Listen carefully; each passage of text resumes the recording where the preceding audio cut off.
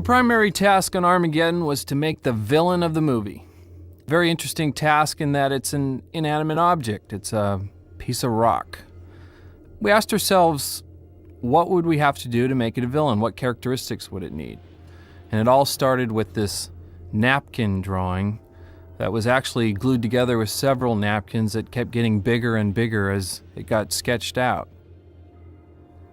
From this image, we created the asteroid as we know it in the film by working in Photoshop, painting with colors and textures. We made it spiky so it looked mean and sharp, like if you were thrown at you, it would impale you. We gave it atmosphere so it had clouds and gases and made it colorful. Actually, the colors were based on a Hubble telescope photograph. We made it have turbulence so that the atmosphere you see in the back of the smoke is spinning and exploding and spitting and throwing rocks and debris at you. So that when Bruce Willis made this journey into this asteroid with his band of men, it was something that was unpredictable, volatile. It was a very serious obstacle for them to make it.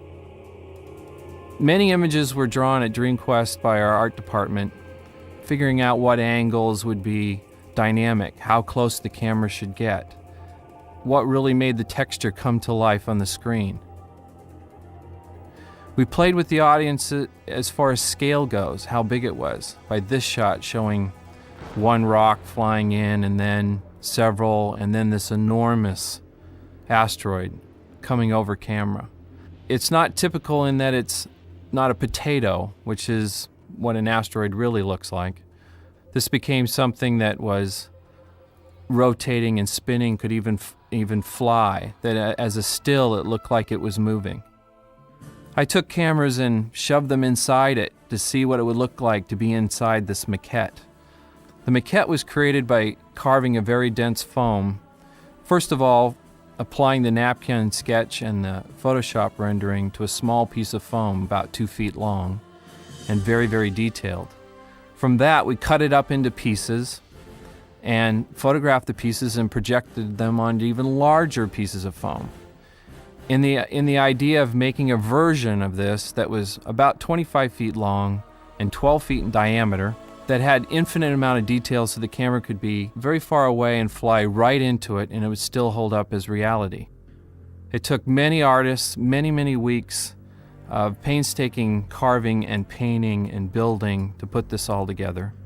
And it was entirely mounted on one single 4-inch by 4-inch piece of steel tubing that had a rotator inside it so it could spin. And that was photographed on a motion control stage, with the camera getting extremely close to every little crevice and orifice in the asteroid. Michael Bay really liked the idea of the audience being in it, being involved in it, and the camera was always incredibly close to every object. Those model shots of the background asteroid were then loaded into the computer, and other aspects were added to them: gases, flying debris, rocks, the portions where it would explode or spew gas. And based on the crevices and so on, we designed a path or a sequence that would go in through the tail of the spikes, in through a very narrow canyon or crevice, across a huge valley or Grand Canyon, and ultimately to the landing site or crash landing site, as you'd call it in this film. We used animatics to design the flight path of the shuttles into this asteroid. We started out crudely with basic shapes and basic shuttles, and as time went by we added more and more detail, more color, played with the idea of how much atmosphere there was in space, whether there were God rays coming from the sun or was it so dense you couldn't see space. We finally came up with sort of a balance of all those things, of the color of the asteroid sort of being a golden, blue-gray, green kind of rock mass, which the front of it was a little icier and colder and more volatile. The sequence itself, relying on the idea that we're using the computer to plan everything, went back to the model stage to build an even larger scale version of the asteroid surface. We had to keep sort of blowing up parts of it and making it bigger and bigger and bigger. The ultimate tunnel, if you will, where the shuttles flip over each other, narrowly missing each other, was 80 feet long and 25 feet wide, about 15 feet tall. The camera is hanging from the ceiling from a gantry system, which allows us to build the model landscape all over the floor because the camera is only in the ceiling. This is a good example of how we showed the asteroid in the early part of the movie. There had to be this ticking clock where the asteroid was getting closer and closer to the Earth. And we wanted multiple views of the asteroid that were just a little different each time. Once all the models were constructed and painted and built out, we photographed them on the stage. And we also put an infinite number of little tiny front projection discs all over the surfaces of them and surveyed them so that the computer would know exactly where all the surfaces were and all the crevices were. When it was loaded into the computer, then the artist would know three-dimensionally where every little nook and cranny was so that they could plan out where the rocks were flowing out of it, where the gases had to fit.